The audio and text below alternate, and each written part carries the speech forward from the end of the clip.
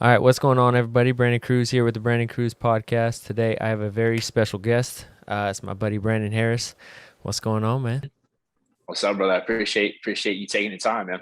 Yeah, absolutely. This is going to be a very cool conversation. I have been very excited to talk about this, especially with making some changes into my life recently. Which little do you know, or maybe you do know, that you've helped me a lot with it.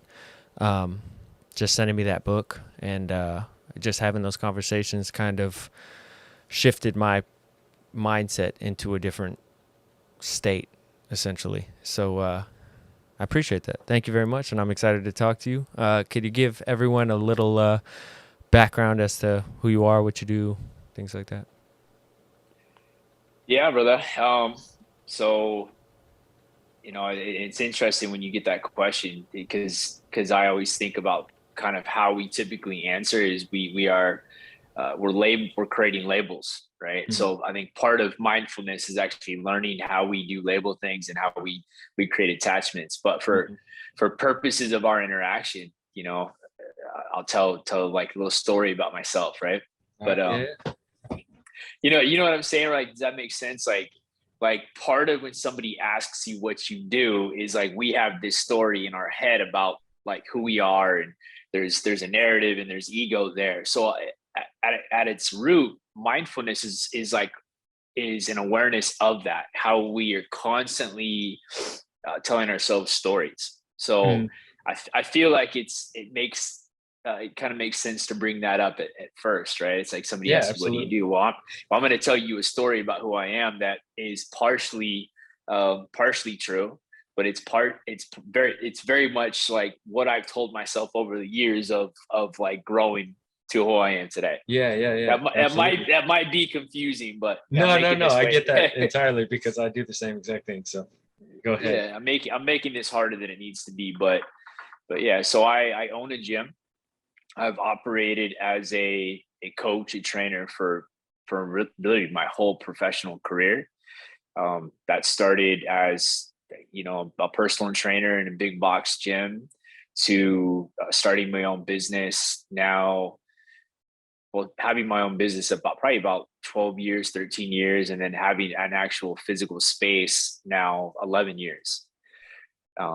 Doing personal training, doing coaching.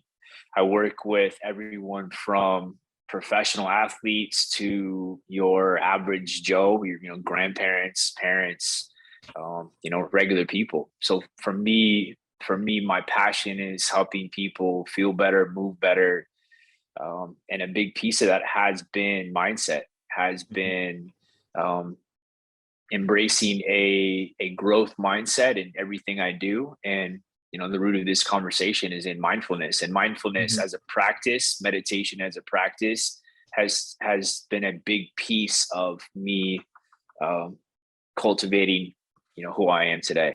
Yeah, absolutely. I think mindfulness is becoming more of a popular topic because so many people are understanding that to build this this persona of yourself, this being that you want to create, a lot of the times we put ourselves into a physical space. We live in a physical world, so we always want to attach our being to something and become bigger, become richer, become smarter in some ways, but we don't necessarily stop to look within and realize that, like, up here internally is where you're supposed to start and build outwards. And I think that's a big change for a lot of people in this day and age. I think a lot of people are coming to that awareness.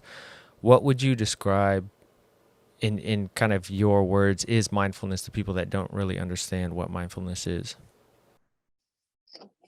Mindfulness is awareness. So I think it's a cultivating of a authentic, deeper relationship with ourselves. It's a life of self mastery and growth. Curiosity is a big piece of that, but ultimately it is awareness, and awareness is a big word. Awareness can mean it can mean different things to different people, but I think ultimately awareness is is tuning in and tapping into what is actually happening in our lives. Mm-hmm. So like the big thing is that, right, we are constantly running narratives in our head. So what we think is happening or what we perceive is happening is not necessarily what is actually happening. It's being filtered through our experiences, our perception, our biases, all of these things. So, right, it's mindfulness is a practice that allows us to actually tune into what's happening in our life in a deeper, more authentic way. Mm-hmm. And what I think the conversation I like to have with people is, it's the one thing that I find enhances all aspects of our life. Because you think of as a creative person, as a a person that is helping people tell stories. The more you're tuned in to actually what's happening and less of what you are telling yourselves is happening, that you're creating a broader space for creativity. Mm-hmm. If you're tuning into the conversation you're having with your wife, your spouse, your partner, Mm-hmm. You're creating a space to now connect with them at a deeper level. So ultimately, mindfulness is just awareness of what's actually happening. And really it's learning to tune into how distracted we are, Mm-hmm. and then bring yourself back to the present moment.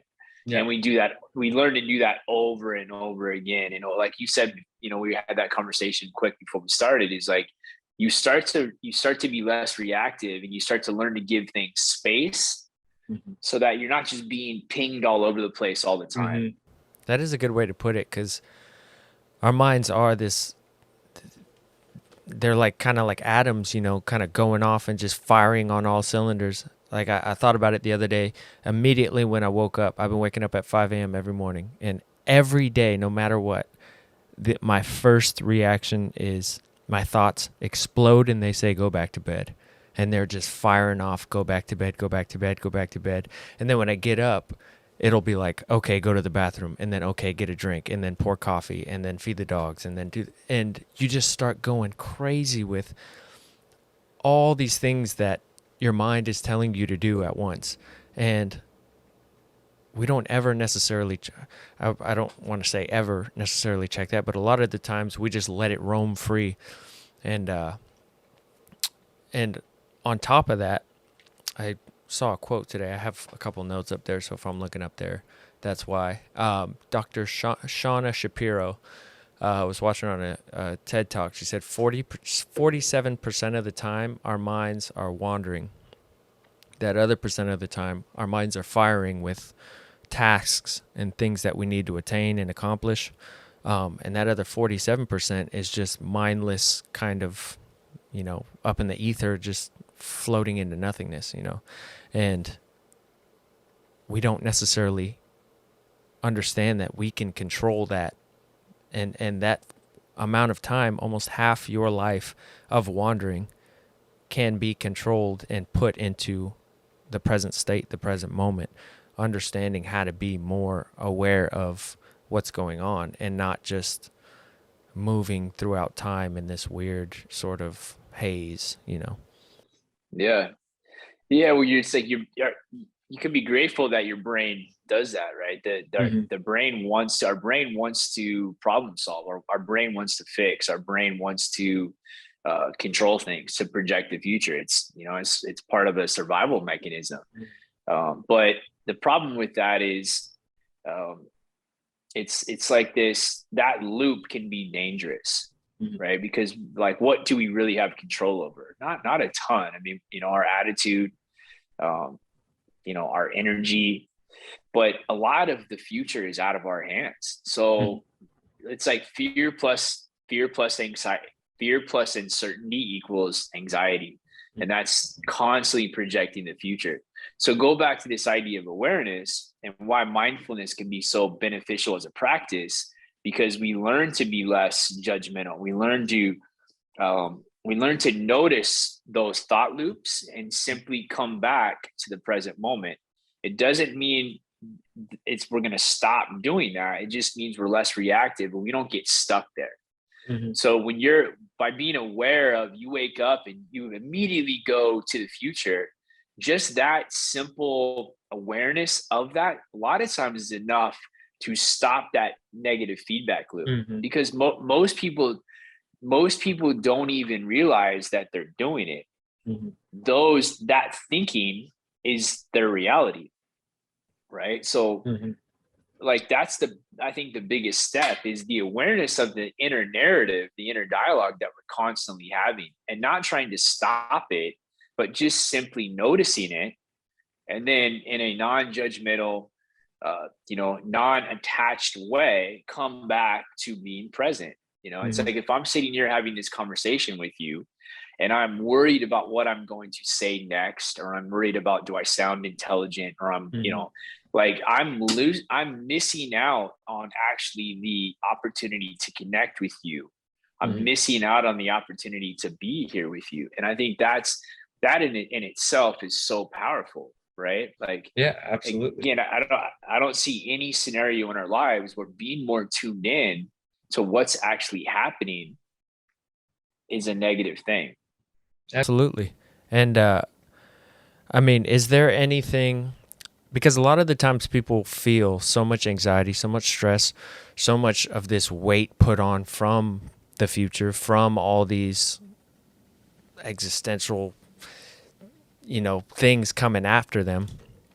Is there anything that you do specifically that kind of like is the check?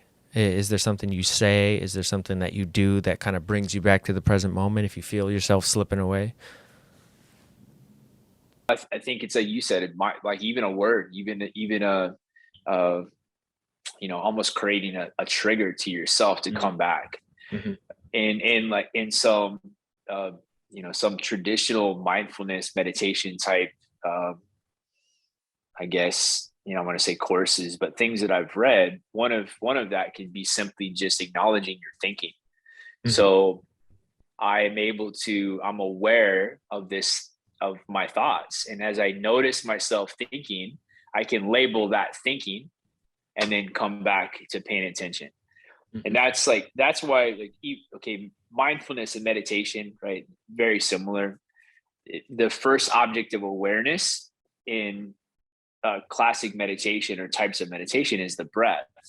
And so the breath is the anchor to the current moment, because when I feel myself breathing, when I tune into that sensation of air coming in my body, that's something that's actually happening. The breath is only happening now, right? My last breath is gone. My next breath hasn't happened yet. So when I notice that breath, when I notice that air coming in or leaving, I'm tuned in to now, right? So meditation it's not always just the breath, but it's a really good first object of awareness to practice tuning into the now. It anchors us to the present moment. So I sit down to meditate. I check in with myself. How am I feeling? I think that's actually a really powerful part of the practice, is like, before I even get into breath work, I just like, what's going on with me right now? Like, am I anxious? Am I scattered? Am I focused? Am I happy? Am I sad? Like, just actually feeling what is actually happening. And I think there's like a vibrational feel to these emotions, right? Like, what anxiety feels like. I do. It's hard to explain it, but it has a tone, right? It has a vibration. It has right? a taste, Like it, right? Happiness. What does that feel like? Like, it. It's hard to explain it. It's hard to put it to words, but we know what it feels like. So you sit down to meditate and you check in with yourself. And then you kind of go to your breath, right? So at that point, I think it's good to set your intention. So now my intention is to be present, right? To give myself the space, give myself the time to slow down, to just be with myself.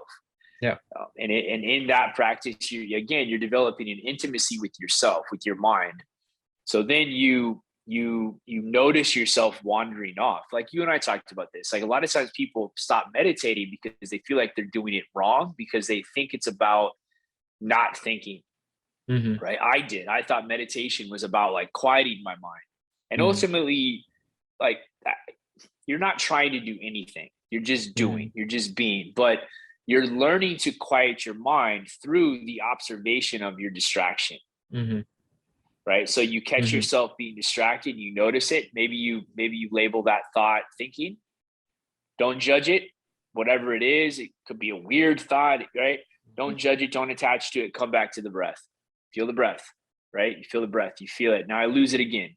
I drift off. Oh shit! I got to do this later, right? I Mm-hmm. gotta, you're. I'm worried about the future. Notice it. Come back.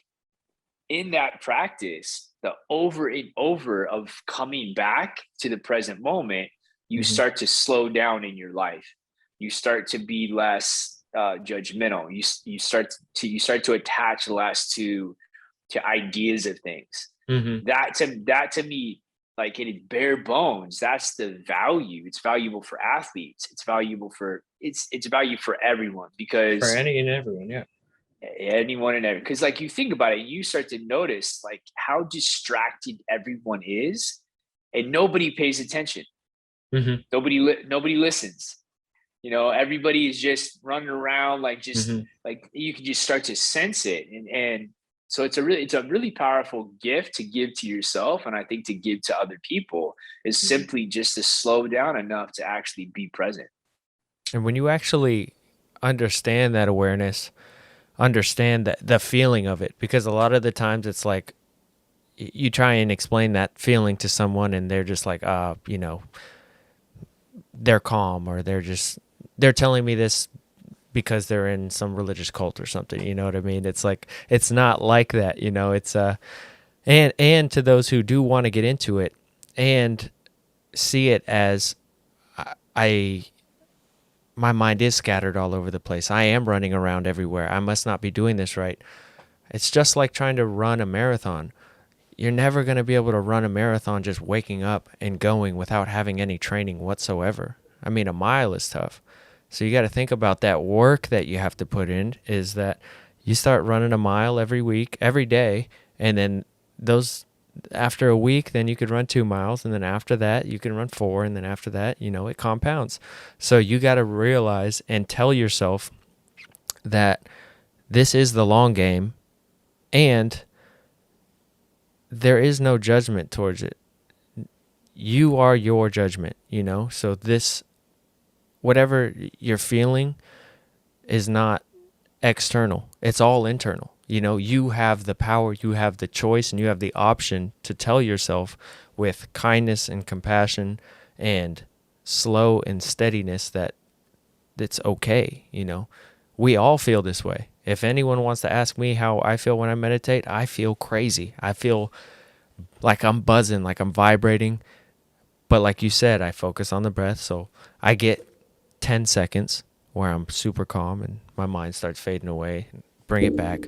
Then I get 30 seconds, and then, it slips away. And then I get another 30, 40, and it begins to compound from there.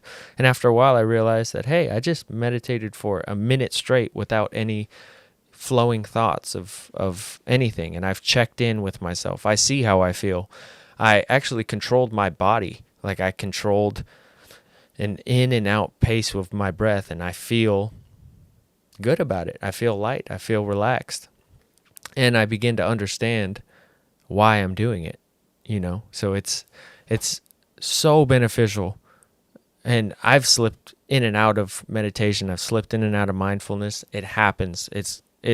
Life is chaotic and it's so fast paced, and in the day and age that we're at, sometimes you just get hooked on the phone and you get hooked on your job or all these other things going on in your life that you might slip, but it's always there, and you always got to remember, like, hey, this is base, this is where I can build from. You nailed it earlier before we started recording this, of how it starts to filter into your life. And Mm-hmm. like so you said a couple of things that resonated with me a ton. Is that one, you have to practice. Like to think you're going to be good at something that you've never done is ridiculous, right? Mm-hmm. Like, and most of us conceptually understand that if you've never, I mean, pick anything. If you've never played golf, you're not going to be good Mm-hmm. at golf, right? It's like the idea that you can, I can read. I'm a big Bruce Lee guy, right? So you Mm-hmm. can read a Bruce Lee book and then go out and be Bruce Lee. That's ridiculous, right? Like, Yeah, like yeah, yeah, yeah. it takes years upon years of practicing a martial art. You can't read a jujitsu book and go be good at jujitsu. Mm-hmm. You can't practice mindfulness for 3 days and think you're going to be good at it. Mm-hmm. And it's a practice that there is no finish line. Mm-hmm. It's a practice you embrace for your entire life.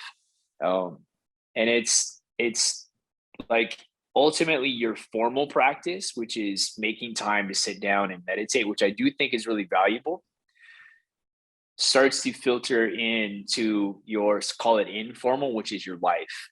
Mm-hmm. So now it's everything becomes like life itself is the practice for implementing mindfulness. Everything you do. I go to get gas, right? I go to the bank. I go work out. I have a conversation. I'm tuning is an opportunity to tune into the present moment. Mm-hmm. And that's a really powerful realization, is that now my life is the practice. Mm-hmm. And I'm trying to tune in. Whatever I'm committed to, whatever I'm doing in that moment, I'm fully committed to it. Mm-hmm. Because what good is me having this conversation with you and then just being worried about what I have to do next? Mm-hmm. Like I'm rushing to that next thing. Well, I'm here. I'm already here. Like there's nothing I could be doing that's more important than now. Yeah, and I think that's the mindset we want to take into everything that we do, is whatever we are committed to, we are committed to it and we're focused. And if we wander, which we will, we come back. That's the practice. That's the practice over and over again. And then, you don't have to necessarily formally meditate, although I do think there's value. I think you can embrace, like, it could be hiking. It could be jogging. It could be riding a bike. Like there's a lot of other things that you can do to start to cultivate that again. I think it's an intimacy with our life, which is, I think, a really beautiful way to put it. That, like, you don't want to go through your whole life missing out on your moments because you're worried about what you have to do next. Absolutely. I think You put it really nicely in the fact that mindfulness and meditation is the practice and your life is the game.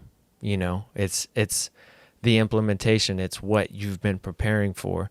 And so if you think about it like that, it's almost like a preparation for reality, for life outside of, your home. It's life once the day starts to move.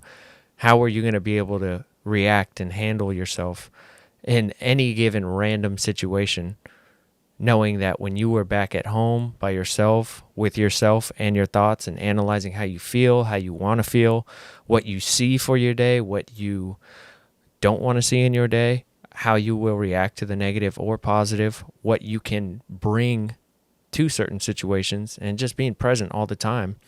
Like, just being a person, when someone looks you in the eye, you look them back and you see that they see, you're seeing each other. It's my God, it's such a powerful thing. It's so crazy.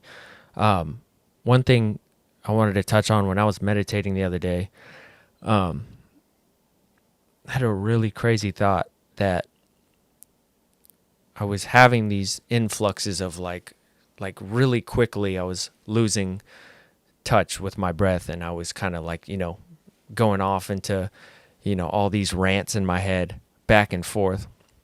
And all of a sudden I had a thought that said, your body is a child and you are the adult that has to take care of it.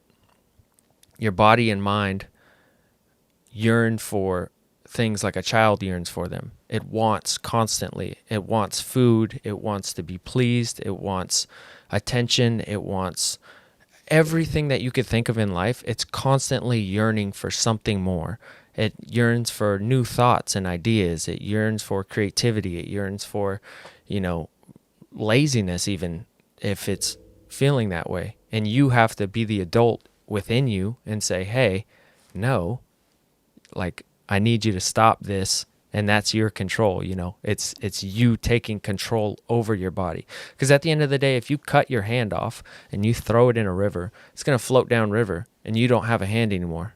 It's just a part of you. You just own it, but it's not you. So you have to realize that what your body and mind is telling you is not necessarily you. It's these things that are just yearning for a certain comfortability, a certain desire. And it's your job to kind of be able to address that and analyze that and control that. And the more you control that with calmness and understanding, the more it begins to relax, the more it begins to ease, the more it begins to understand that it doesn't need all these things. It doesn't need to fire on all cylinders.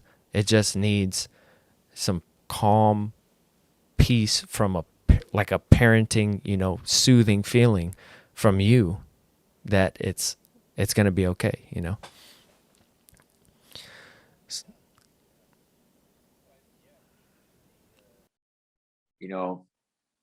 Control over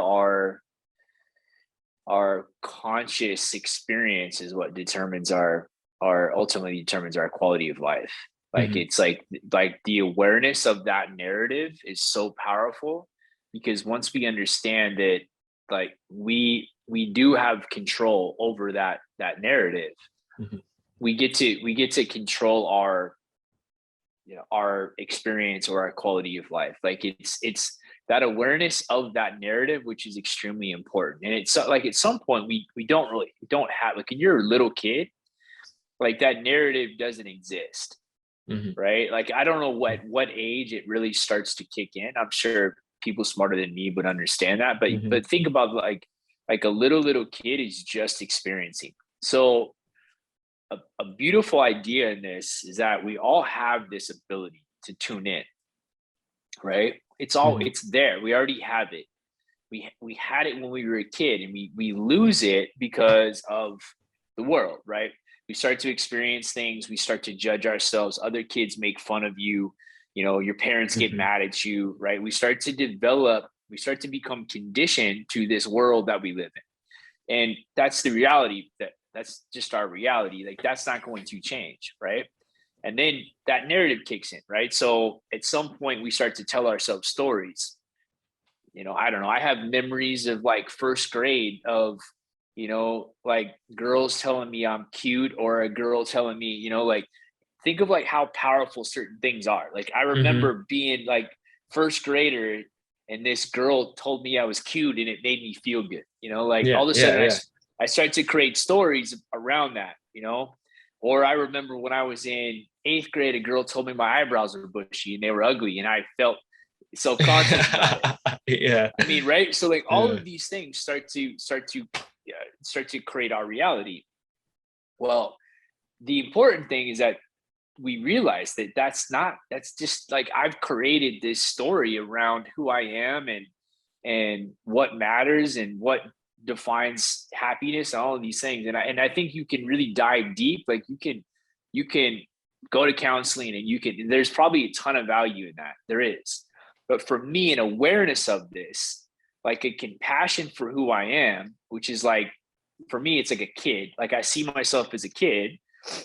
And you kind of touched on that, before. I was trying to kind of, connect some thoughts there. But I think with that awareness, it becomes powerful, because we get to have a say on the narrative that we create moving forward, right? Like if you and I we have dinner, we're in the same physical space, our environment is exactly the same, but our perception of the environment, our perception of the experience is different because of our past experiences, right? Because of our biases. So we leave that dinner, and my perception of that experience is completely different from yours, even though the physical experience is exactly the same. That's another way of thinking about it, right? So what is actually happening is food's being delivered. There's music, there's all this going on, but, like, I might in my head think, man, Brandon doesn't like me. Mm-hmm. And for whatever reason, right? And now I Mm-hmm. leave that experience, and my reality is like, man, Brandon, something I did, I pissed him off. Like, Mm-hmm. right. Like that awareness is really important, because now, okay, you're with your wife and you've sent something's off, and you start to tell yourself a story about that. Well, maybe something is off, or maybe it isn't, but that story you're telling yourself isn't necessarily real. So Mm-hmm. again, with this awareness of that we do that, you don't have to attach to those ideas, and you can come back to being present. And that person might, okay, like now you have a healthy relationship with your wife, Mm-hmm. and you say, hey, I sense something's off. Like, are you okay? And she might say, like, no, everything's cool. You know, my coworker was mean to me today or something. You Mm-hmm. know, like those stories don't get run to where like it creates an issue where it's not even an issue. Yeah. This all starts with awareness. This all starts with mindfulness. Yeah, absolutely. I mean, it's like you said before, it will help you out with every facet of your life and anything that you could possibly think about. It's just putting that thought into it and again being present there. How would you say you sort of implement it in your training style? So mindfulness is awareness. Awareness is tuning into how we feel. It's dropping into to a state of being, to being more, right? So I think Mm-hmm. if you think of it a different way, is flow happens when our mind and body is connected. Mm-hmm. Okay, so we're not, like, it's like we lose sense of ourselves. We're just being, right? When you talk to athletes and they describe what flow feels like, it's like this loss of self. It's like the ego Mm-hmm. disappears, and they're just doing. So mindfulness as a practice can enhance somebody's ability to tap into flow. Mm-hmm. That also could be work. It could be, it doesn't have to be athletics, but it's like we through formal practice of meditation or of mindfulness, we can learn to tune into a flow state more, I think, more readily. Mm-hmm. So if you think of training is an opportunity to feel. It's another stimulus. Like, it's a sensory input for whatever that is I'm doing. If I'm running, I'm tuning into air come in and come Mm-hmm. out. I'm tuning into my feet hitting the ground. If I'm doing push-ups or I'm doing squats, like, it's an opportunity to feel more. So mindfulness and teaching somebody to tune into their state of being enhances their ability to be productive in their training or in their Mm-hmm. sport, right? So for me, what I always do is I start with breathing. Like, breath awareness is step one. Even if I'm not working necessarily with somebody on you know, like mindfulness, I guess it's all like blended, right? So Mm-hmm. first thing I always do is I teach people to tune into their breath, because I think some people go throughout their days, they're not even aware they're breathing. I would say most aren't, right? They're just, we know we're breathing, like, you're breathing, but you're never Mm-hmm. tuned into it. Yeah. So that in It's like walking. itself, so yeah, you just do it. Mm-hmm. So that in itself is really powerful, because again, the breath anchors you to the present moment. If I'm worried about what I have to do later, if I'm worried about how I look, if I'm worried about how people perceive me, I'm missing out on the present moment. I'm losing my intention of what I'm here to do in the context of the gym, Mm-hmm. right? In training. So being present is always powerful from a productivity standpoint, right? Mm-hmm. It's like, I remember years ago, like Oregon football, Mm-hmm. when Chip Kelly was there, their ethos or their motto was win the day, right? Mm-hmm. And you hear athletes are trained to take one game at a time, right? Like one play at a time. So what are they doing? They're trained to be process oriented, right?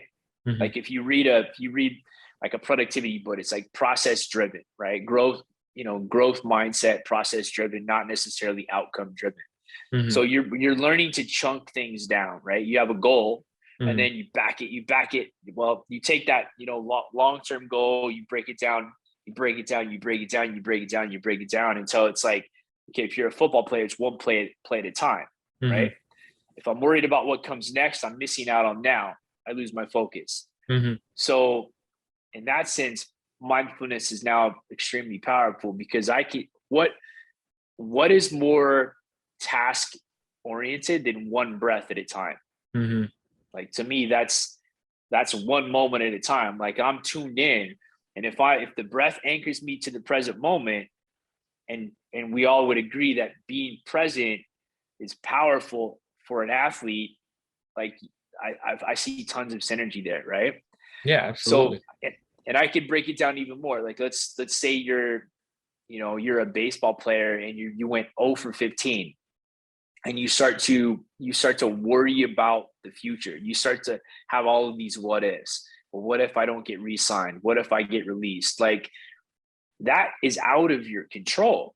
So, like, you have to be able to let go of the past, learn from it, let go of it. The future hasn't happened yet. Like, it's okay to have goals, but, like, ultimately it's uncertain. Can't control it. What matters is now. So the athlete learns to tune into what's happening now, right? They let go of that 0 for 15. They go back to being focused on the now.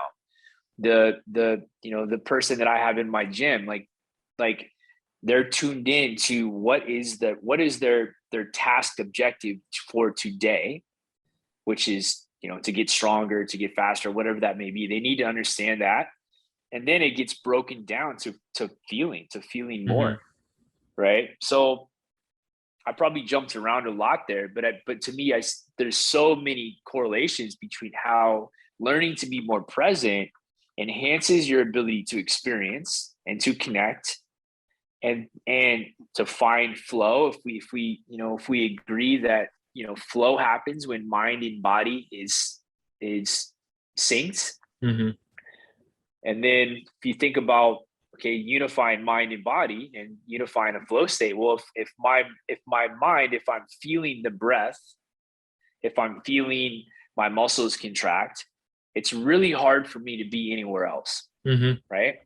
So ultimately, training breaks down to feel, and and then you have to have a plan, and all of these things. It's like building a business. Like, you want to have goals. You want to have, okay, this is where I want to be in 5 years. This is where I want to be in a year. You want to chunk all those things down ultimately to, what do I need to do on a day-to-day basis to be successful? But then once you understand that, then you tune into the moment, right? Like, you go do a video, you're there. Like, and that creates space to be creative. I think artists, I think athletes, I think a lot of times the people that are really good at those things do it innately.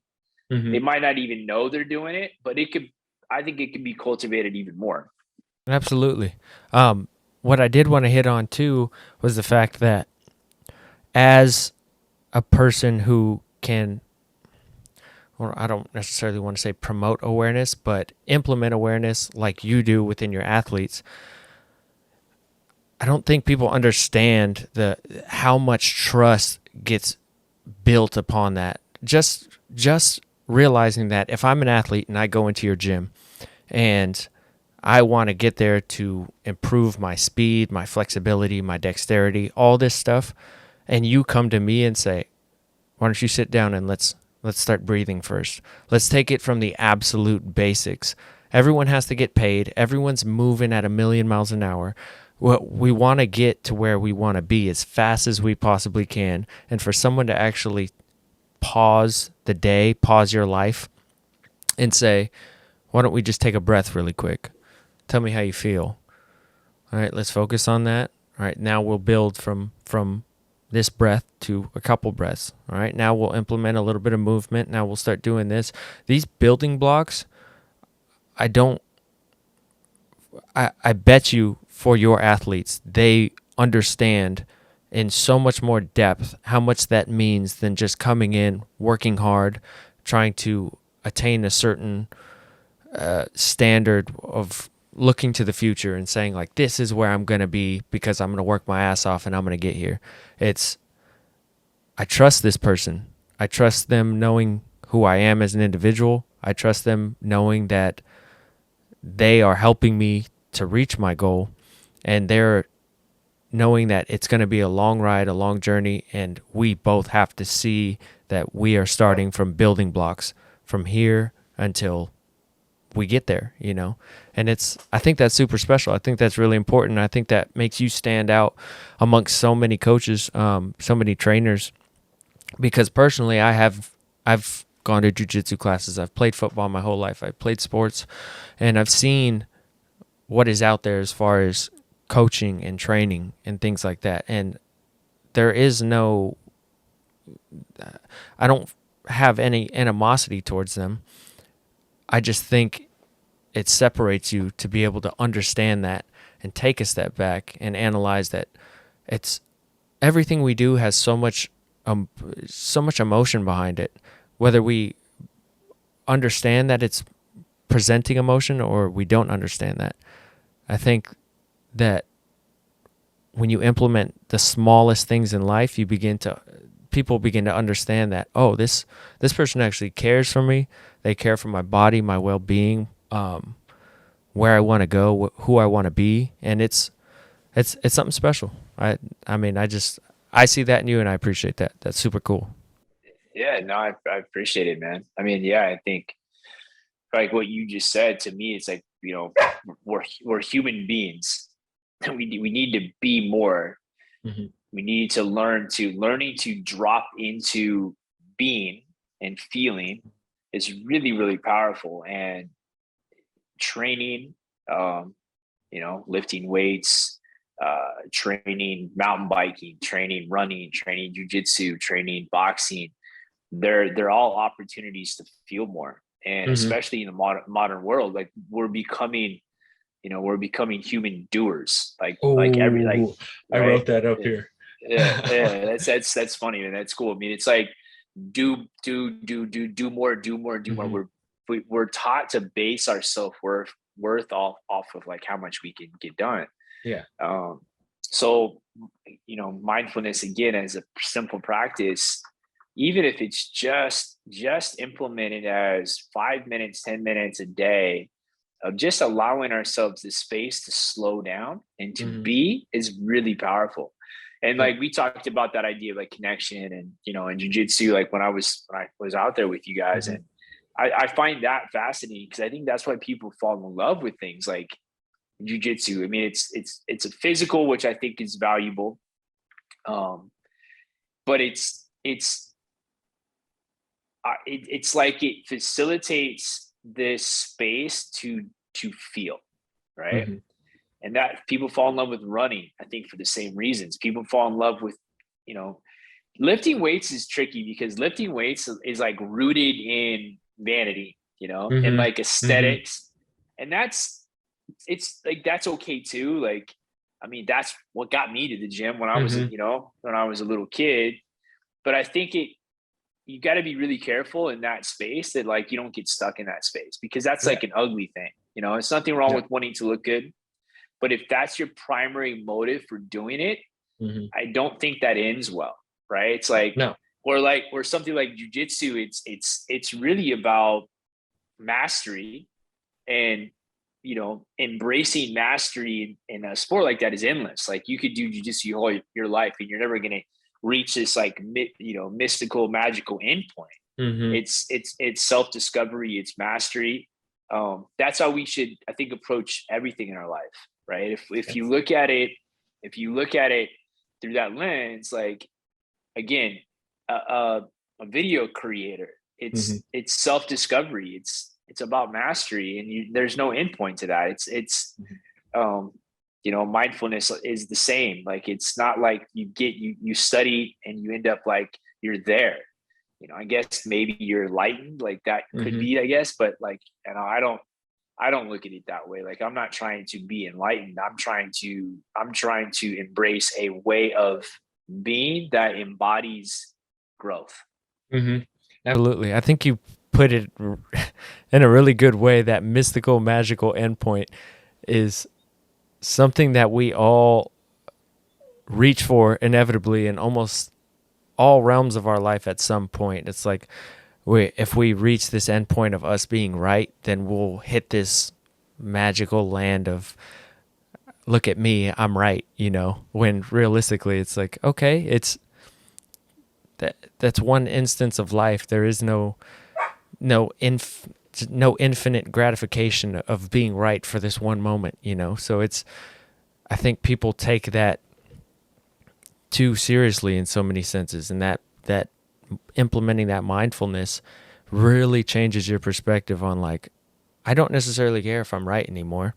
I just want to understand that I'm learning, I'm going towards the right path. I'm being consciously aware of other people's emotions, feelings, and their understanding as well too.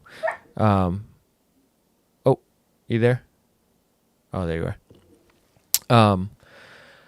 And just yeah, it's like you said, it's so powerful, man. It's so simple because, I mean, I said this on the last podcast I was on, but sorry, I'm gonna let my dog in real quick. He's screaming at me. Come on, son. Come on. Up.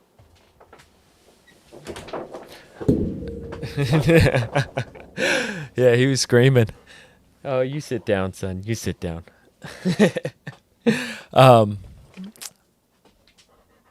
Shoot, you made me forget what I was gonna say. Oh, it was funny. Well, because you sent me that book, and that was one thing that I highlighted in my book was we've become human doings. We've become human doers, not human beings, and that was like, oh my God, that's so crazy. We are, and I recognize that in my life too. Is like every time I'm done with a task, and I'm such a task and goal oriented person that I begin to check off the things in my day, which I think is a positive thing. But a lot of the times we check off tasks in a fashion of not even being there. We're just doing it just to check off the task. At the end of the day, it's just our life is one experience. It's one gigantic experience. And how much of it there were you really experiencing it for? How much of it there were you really feeling emotions? Were you present? Were you looking someone in the eye? Were you actually smiling and locking eyes with someone else and smiling with them and understanding the moment, or there when in sadness, there in whatever it is? Just, are you fully there, fully present in a time where we are so distracted by so much shit? And that's it. It is one of the biggest challenges we face as a society today. I believe that is the amount of distractions that we face and the lack of control that we have, when at the end of the day, it's just could be a simple question. It could just be, how am I feeling this morning? What's going on up here? That's what I was going to get to before I let my dog in. I said this on the last podcast, but I walked outside one morning and I took a huge breath. Like I just smelt like a fresh bakery outside, just soaked it all in. And I said, I'm so happy today. And like my body just exploded. It was the weirdest thing. This rush of just everything just started going off in my body. It was just telling me that I was happy. And I began to realize, like, I don't ever do that. I don't ever tell myself that I am feeling a certain way. I don't ever tell myself or ask myself what's going on. We just operate. We just wake up and move, and do. And that it's so crazy how simple it is and how terrifying it is just to walk outside and say, I'm happy, like just in a normal voice. Is most people have these blocks, these mental blocks in their head from even saying that, because I had mental blocks in my head. I was like, are you really going to do that? Are you really going to go outside and just say that you're happy just to nothing? Are you just like a crazy person? But it's that you are your biggest judgment, so once you get beyond that, I feel like you're just inevitably going to be wherever you want to be because you're content with who you are. And being content with who you are is the foundation of building whatever you want to build.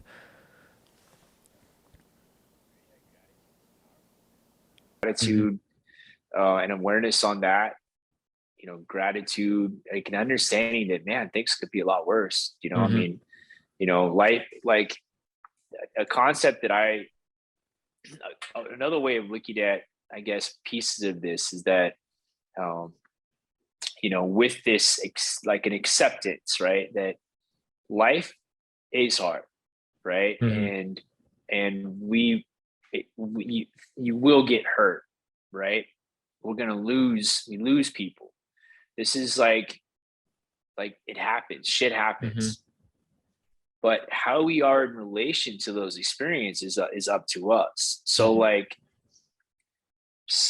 like to think of like suffering we create by how we interact or how we are in relation to our experiences. But this acceptance that life is short, that you're gonna be like, sad is okay too, right? Your dog's gonna die. It sucks.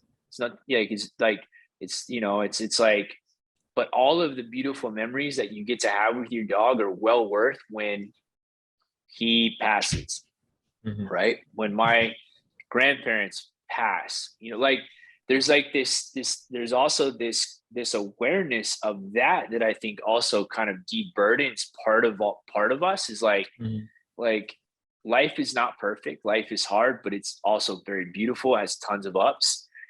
And sad, the feeling of being sad is okay, it's okay to feel that way, but suffering I get to choose. And how we are in relation to our experience really dictates if we suffer, right? So go back to this idea that the true nature of life really is uncertainty. Now I fully believe that we get to drive a big part of our life. Like we do, we are positive, we do these things, we push, we chase our passion, like good things can happen and will happen. But life's true nature is uncertainty. And the more we resist that, the more we suffer, right? That's another way of thinking about it. Like if I in my mind, let's take the dog example, I'm convinced that my dog is going to live forever and she's going to be when she passes, I'm going to be devastated, and I'm going to suffer a ton because I just didn't accept that that's a part of life. I think that's also a powerful piece of the practice of mindfulness, is that we learn to accept things for what they are. And that doesn't mean, we can't change things. It doesn't mean we can't, we're just like this, we don't get a say in our life, because I believe we do, but we learn to let go. We learn to accept more. It's like less expectation, more acceptance is a pretty powerful thing. It's a pretty powerful way to operate, while at the same time still I don't want to say having expectations, because then I just completely conflicted with what I said, but I want to be the best damn coach in the world. I want to, I have a dream of writing a book. I have a dream of doing all these things. There's nothing wrong with that, but there is a lot of peace that comes from accepting, expecting less, letting go of expectations. And I think, again, within that same framework, it's letting go of what I thought should have happened or I think should happen, and start living what is happening. That in itself comes back to being present. Right? It's you can't control the weather. No, man. It's there's a John Kabat-Zinn is that's the author, right? The author of the book the Mindfulness for Beginners. He's just he's a cool dude, because I think he's guy's in his 90s now, but he was I think PhD from Princeton or something, and he's an MD, but a huge piece of what he does is mindfulness. And he has a quote that's something like this. I always butcher quotes, but it's like, you can't stop the waves, but you can learn to surf. Mm-hmm. Like, that's flowing with life, Mm-hmm. right? I love that. Like, you can't stop the waves, but you can learn to surf. Mm-hmm. Like, right, if you try to fight the waves, you're gonna lose. If you try to go out in the ocean and you don't have a surfboard, you're in trouble. The ocean will beat you, and the ocean Mm-hmm. doesn't care. And But it's you can, relentless. yeah. It's But you can learn to surf, man. And mm-hmm. then all of a sudden, now you're flowing. Yeah. That's letting go. That's learning to flow. That's accepting. That's tuning in to the present moment. That at its root, practicing mindfulness, freaking 5 minutes a day. Like, I hate to even put timestamps on this stuff, but I think for most people, for most of us, we're so distracted, and we're unaware of how distracted we are. Like we're like zombies, right? Like people just on their phone, like they're just looking for distraction. They're so uncomfortable with tuning in to the present moment. They don't even know they are, that they're just distracting themselves. So something as simple as 5 minutes of breathing, 5 minutes of tuning in. And again, it's this, don't think that 5 minutes is going to be easy. Your mind is going to ping. Mm-hmm. It's that awareness of the pinging. It's the noticing of the pinging and then coming back. That's the value. That's that in itself. Like, you do not have to be a Buddha to do this. You don't have to be a Buddhist to do this. You just have to take a little bit of time and be consistent with this, tuning in to your distraction and working to be less. Well, I think it's two things importantly for beginners, and it is, one is tuning into your distractions and actually understanding that you are being distracted and you can take control of a present moment and be aware. And two, going back to it, is just being so kind to yourself, because it's so weird how you have those demons start speaking to you as soon as something like that starts happening, where you calm down and you sit and you're not doing what your body is naturally used to doing, which is being distracted and constantly having something to entertain it. Yeah, you're judging yourself. You're constantly going to be judging yourself. Every thought that pops into your head sporadically is going to be, why are you doing this? You're uncomfortable. Why are you sitting still? You're jittery. Why aren't you moving? You have to implement focus and happiness, like kind compassion towards yourself. Those two will actually be the foundation. That's worked for me, the foundation for understanding how to become better at this. Because if self-doubt, I believe, doubt and shame amongst yourself reduces cortisol levels, and it actually stops your amygdala from learning. And so you actually begin to shut down parts of your brain that are learning and understanding emotions and just things that are transpiring in your life, and you're actually getting hit with a depressive state, So it's not helping to beat yourself up to do something. It actually does help to say, okay, I recognize that I am uncomfortable. Shit, I am uncomfortable. My back kind of hurts while I'm sitting here trying to focus. But you're okay. Just take a deep breath and get back into it. And then your mind wanders. Oh man, I'm wondering, but that's okay. That's all right. My mind wanders. It happens. But let me take a deep breath again. And it's that constant practice of being aware and being kind that will put you in that direction, man. I promise you. And you'll begin, like I said earlier, you'll begin to understand instances in your life throughout so many parts of your day that you were unaware that you are now aware of. It's so insane. It's so crazy, because you're like, have I been missing out on so much shit for this long? Like, as far as my personal presence, my emotional state towards certain situations, when I'm checking out for groceries and I'm just like looking on my phone and scanning stuff, or I look up and see that the little lady there is actually smiling at me and ask me how my day was, and I actually respond to her and say, hey, it's It's good. How are you? And you end up talking, and I can't even tell you how many times I've actually stopped and talked for like 30 minutes to random people just because you were there and you sat and smiled, and they actually made a difference on your day, and you made a difference on theirs. Yeah, man. Well, I think that's it. You don't have to change the world to make an impact. That impact could literally be being present in your day to day, and like that energy brought into your day might change somebody's life. Now, I'm all for it. Change the world. Mm-hmm.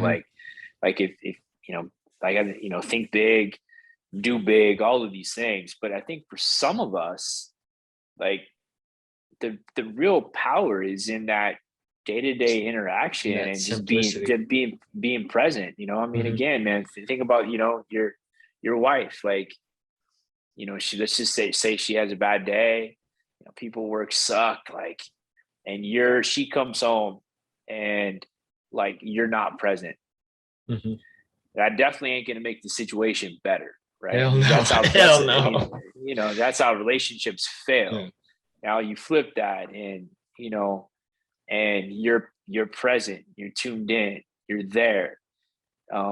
You're not, you're not judging her or judging yourself. Like, Mm-hmm. that's I mean, I see that as being a way better, way more powerful scenario, way healthier scenario to Mm-hmm. interact with people. And I just, like, I don't know, I could create, I could, there's so many examples. So here's a cool real life one. So I always tell people this, because this was like this is about maybe a year ago. I went on an RV trip, and I never rented an RV. I actually went with your sister, right? Mm-hmm. And like, we went camping, went in an RV, and had this like beautiful weekend, fun weekend. Connected, was in nature, and coming back. RVs are hard to drive if you've never driven an RV, right? No, It's no, like I've never. this, Yeah. so right. So literally, she compliments me on my driving. Man, you're doing a great job. Thank you for this. And I freaking sideswiped the thing on the, the guardrail, right? Yeah. So Oh like, I no.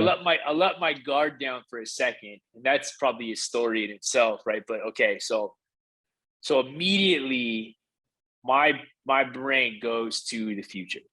Mm-hmm. Oh shit, how much is this going to cost, right? Mm-hmm. How much damage is there, right? It's just pinging. Mm-hmm. It's what it does, right? Like, I've taught myself to do this. So we stop the RV, look at it. There's a little bit of damage. It's not horrible, but it's damage, right? And again, like, oh, I can't believe I did that. I start judging myself. I can't believe I let my guard down and did that, right? Mm-hmm. So, get back in the thing, get back in the RV, start driving. I I immediately become aware of this loop that I was running, right? So it's done. It already had happened. Like, there's nothing I can do about it now, right? Like, conceptually, Mm-hmm. we know this. It's a real life example. So, like, why am I going to let this mistake, which is done, ruin Mm-hmm. my weekend? Well, in the past, I would have been unaware that literally this narrative is running, that I'm running through all of these scenarios. How much is it going to cost? Yada, but now I'm aware of this. So through my practice, I'm catching myself.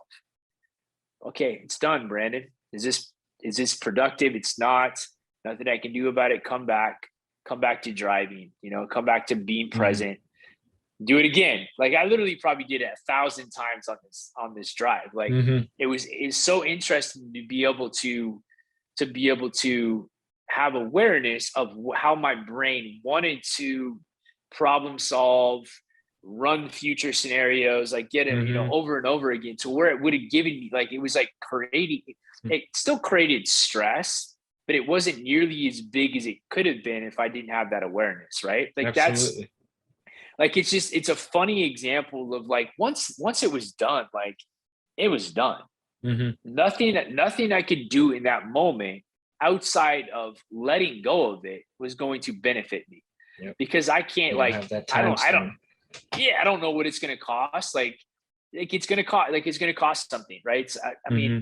I'm fortunate that, it wasn't, that I have enough money to where it wasn't going to like, completely devastate me. Right. Mm-hmm. So I was able to put this practice into play in a real life scenario where I didn't let it ruin my experience.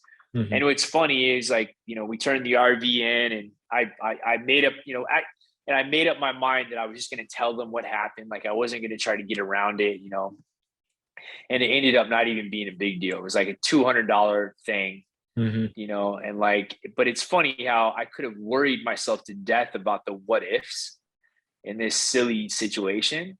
All But the way up instead until that point. but instead I was able to catch myself, and it didn't go away. I interacted differently with the experience. Yeah. And that to me it's like this example of you can't, like what does worrying about the past or what does projecting the future really do? We're Mm-hmm. missing out on our moments. We're missing out on our experiences, and that can be separated from setting goals. There's a time and a place to problem solve. There's a time and a place to structure out that stuff. But once Mm-hmm. that's done, once you've committed to a plan, once you've made decisions, then it's tune in, Mm-hmm. right? Tune in. I think we've misconstrued the idea of control. Essentially, it's in our society. It's so crazy because you think of control as this like, I need to know when, where, why, and how, and you need to know all the factors to understand that your mind can calculate and operate so that it puts you in the right direction to make sure everything goes smoothly in that best possible scenario. But it's not even about that, because like you said before, it's set in stone, man. This shit is infinity. It's gone. You will never get that moment back, whether positive or negative. It's gone forever. So I think that is the ultimate control, is to know that just to let go, man, just to let go. So that's a beautiful thing, man. But think about driving, man. Like I find driving interesting because like, think of how dangerous driving is, but we do it all the time. And we think we have control, but getting in a car, like ultimately you're letting go. Like you're kind of surrendering your life to a certain Mm-hmm. degree, because like it's You probably feel the that most, when other people drive. yeah. I mean, it's like you feel that it's anxiety literally, when other people drive. You're like, holy shit. Yeah, it's like the most dangerous thing we probably ever do in our life, and we do it every day. Most of us do, Mm-hmm. and we and feel distracted we feel like we have control over it, but we don't. That's kind of our life in a lot of ways. Like what you focus on is in your control. Mm-hmm. Your the like what you put energy into is in your control. Mm-hmm. How you are, again, in relation to your experiences unfolding is in your Mm-hmm. control, but most of the other stuff is out. And that's like this idea of letting go. That comes back to this idea of like learning to surf, riding the waves. Mm-hmm. Like I like to think of it as like energy. Like you can break this down a lot of different ways, but just keep it really simple. Like imagine you had 10 energy units per day. Oh, If that was the case, why would you invest 3 of them on something that has already happened or is out of your control? Right? Like you wouldn't waste it's simple. Like you wouldn't waste your energy on stuff that's like, it's like the RV. Like it happened, it's mm-hmm. done.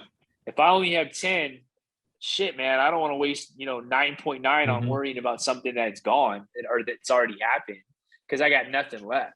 So like, that's a simple way of thinking about it. That's a good I don't know. I like telling people that if they are somewhat interested in this, like kind of ways to implement a practice, that would be a good way to do it, is like write down maybe at maximum 10 things that you're in control of throughout your day, because you have control of what you eat, you have control of, you can even narrow that down into choices about your health, and that's just one category. And then choices about your emotion, and choices about your, just certain things like that. It's probably only like 5 things that you have to really have choices over throughout your entire day, but most people choose to have 20. And it's, again, it we'll keep going back to mindfulness in that way, but it, master simplicity. That's it. Master simplicity and set your focus on simplicity. A lot of the times we're so out here because everything seems so grand. We live in this grand world where there's amazing skyscrapers and fast cars and fucking crazy yachts and places to travel to. But at the end of the day, I wrote this one down today, which was awesome. I heard it in a podcast. Alan Watts said, there's a limit to what we can consume. And that's, even though you own 6 houses, you can only be at one house at a time. And you can only drive one fast car at a time. So you are limited to your desires, but you're unlimited as far as your potential to be happy and in control of your emotional state and the way that you are there in reality. So it's cool. It's a cool way to put it, because they're 2 infinities of a bottomless pit of never being satisfied with materialistic things, because there is never enough. And then there is never enough joy and love and happiness and presence and experience to be had on one end, and the 2 can intertwine in some ways at some times. But if you realize that your focus is leaning heavier one way than the other, then you got to check yourself. Yeah, for sure, man. Yeah. It's uh it's interesting, man. But yeah, I think again you go back to like attachments. People attach happiness to things, Mhm. but then you get something, and then you're happy for a little bit, and then it goes away, and then you just want Mhm. the next thing. I You know, realized that. Yeah, I realized that when I got this office, man. And I mean, I'm sure you might have felt this way. Sorry to cut you off, but when you started coaching, maybe one piece of equipment that you didn't have before would have altered the way in which you trained different athletes. If I just had this one piece of equipment, then you get that, then you realize there's another, and there's another, and there's another, and you forget that one piece of equipment in the beginning was the only thing that you can focus on, and it was going to be your saving grace for being able to try something new. These are just tools to help express your experience. They're not the answer to your happiness. And that's the distinction that you have to make. Is I was so set on having a space to create would then make me happy, and I would be fulfilled and be able to create 24/7 whatever ideas I had going on in my head. But it's not the space that gives you the creativity. It's your mental control and stability that gives you that creativity, that lack of anxiety, that lack of depression or whatever it is gives you that creativity. So you gotta it's so funny because you'll get all of it and you'll be like, fuck, I just looked at it wrong for like that whole time. I was hustling and grinding and doing everything that I could. My whole perspective was all fucked up. I was looking at it wrong. Now I understand. And that's the beautiful thing too about like being put in these situations sometimes is like, man, I have everything that I said I wanted to have, and now what? It's super humbling. It's super humbling. yeah, man. When you said it, simplicity, man. I think a good way to look at that is if it adds to things, add to the quality of your experience or quality of your life. I think there's value. So that space probably adds to your the quality of your experience, right? I think Oh, for sure. it's a good thing. Where like a fancy car, like I mean, it might to a certain degree for a certain period of time, and then the novelty then wears off, and now you want the next car. Like I try to think about things. Does it add to my quality of experience? Mhm. And I think tuning into what does, like for me, a big thing is exercise in nature. Like if I'm getting some exercise, and really for me, exercise is connection to the breath, which is connection to the present moment. Go back to this, again, what we're talking about, mindfulness. Nature provides a really good, I think, landscape for connecting. It's like there's less distractions. So I think I think that's kind of innate to us as humans. But so more time, and sometimes you have to grind to buy yourself more time. Maybe you don't have to, but so I mean, I think starting to think about what adds to your experience, and I think when you really break that down, it's time with the people you love. It's time doing the things you're passionate about. It's that time really for yourself. It's finding time for yourself. Yeah, it's not possessions, man. Yeah, and it's not a lot of what I've understood lately is discipline is the absolute. It has to be a part of the foundation of building your life. It's like discipline enough to be able to be kind to yourself is a thing. It's crazy. You have to be disciplined in every aspect of your life, because if you don't have that, you're just going to keep going through these cycles of dipping and up and down and up and down, and what am I doing? You got to have some consistency there. But oh man, this has been a great talk. Heck yeah, man. I don't want to keep you all night. I know we've been talking for about an hour and a half now, but we'll have to do it again.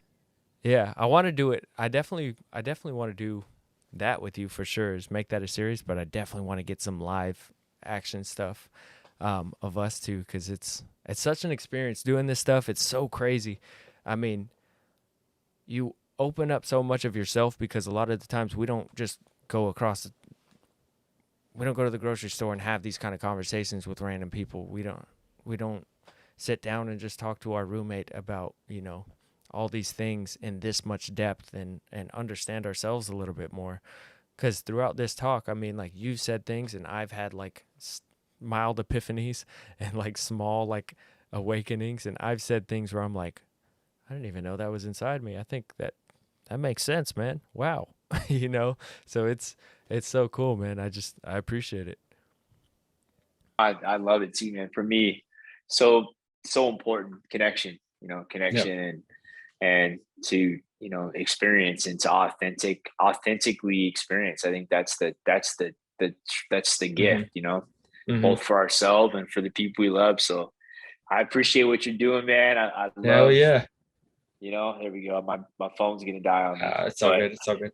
I love the stuff that you're creating, and yeah, I think it'd be cool to probably even touch base again on that book, man. I think I'll probably go back and reread it. There's so much value in there. Yeah, it's so nice because I've literally read it. I read books super weird. I read them and I'll read 20 pages, and then I'll go back and then I'll read those 20 pages again. So I'm kind of reading the book 3 times over as I continuously go throughout the book. So and then stuff will start to hit you differently, and you start to understand it a little bit more. It's super cool. And I appreciate that as well too. That was awesome, man. I got a podcast on Tuesday that I'm climbing a mountain on with this girl. So I'm making a mini travel film, and then we're going to podcast on the top of a mountain. So I want to start doing more experience-based podcasts, because I could take this stuff on the go. I have little lavalier mics and stuff like that. I could just grab a single camera and kind of do my thing up there. So I'd love to do that with you. I mean, obviously we could do this all day long, but eventually we can go and hit some crazy hike and have a good conversation. I'm in, man. Let's do it. All right, brother. Well, I appreciate you. Thank you so much. Hope you have a good night. Yeah. Say what's up to my sister. Well. Yeah, well. All right, brother. And give my family love, man. Appreciate you, man. Okay. Thank you. Yeah, better, bro.